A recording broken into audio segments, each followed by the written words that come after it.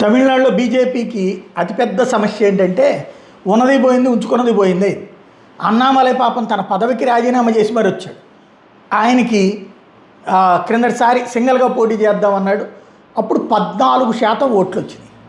అలాంటి అన్నామలైని పక్కన పెట్టి ఏఐఏడీఎంకేతో పొత్తు కోసం నాగేంద్రను పట్టుకొస్తే ఆ నాగేంద్రం తన సొంత నియోజకవర్గంలోనే ఓడిపోయాడు. అంతకుముందు ఏఐఏడీఎంకే నాయకుడు, చాలా అద్భుతమైన నాయకుడు అని చెప్పి పట్టుకొచ్చారు.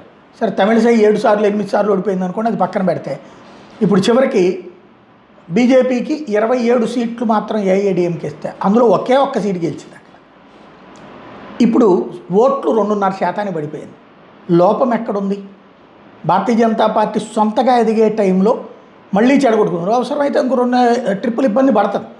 కానీ కేరళలో ఇప్పుడు సింగిల్గానే కంటెస్ట్ చేయబట్టినే కదా ఇవాళ 3 స్థానాలు 12% ఓట్లు వచ్చింది, 14.5% ఓట్లు వచ్చింది. వచ్చేదాన్ని చెడగొట్టుకున్నారు.